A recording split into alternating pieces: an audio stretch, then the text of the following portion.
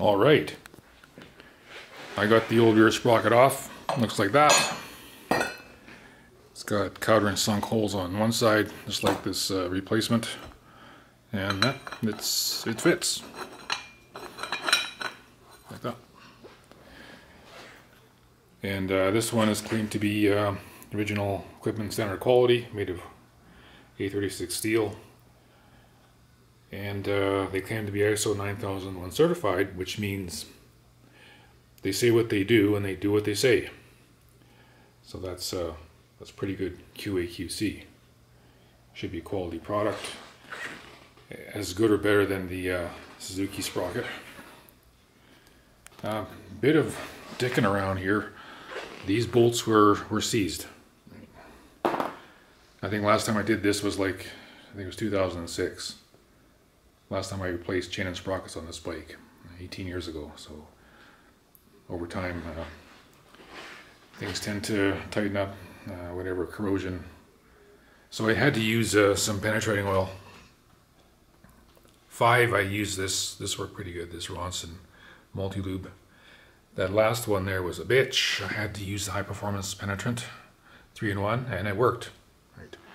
You've got to be careful because you could easily strip the head on this. It takes, I think it's an 8 or a 10 millimeter hex.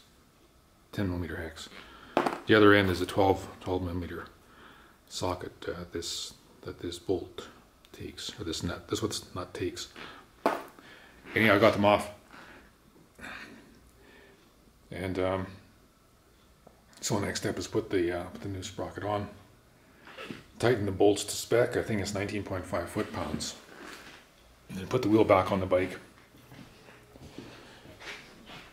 Then I can work on the chain, and this should be a simple thing to do. Just taking off this countershaft sprocket. I loosened these bolts already, so just undo those, pull the sprocket off, take the chain off the sprocket, remove the master link clip, open up the chain, take it off. It's garbage. And my replacement chain is like a nice RK Takasago chain. These are about the best money can buy. This one is what is it, 112 link. And I believe Suzuki says this requires a 110 link with the 15 tooth front sprocket and 42 tooth rear sprocket. So I'd be careful how I cut that. Don't cut it too short. That's a major fuck up. So I got to count those correctly, make sure I cut it to length. That's going to take a bit of doing. How am I going to do that? I used a grinder last time. I used a grinder to grind off the these pinhead and then push it apart to remove the extra links. So I got to take out 2. And I'd be careful, make sure I do that to exactly as 2. So there. That was the hard part. That was the heavy lifting part of this job.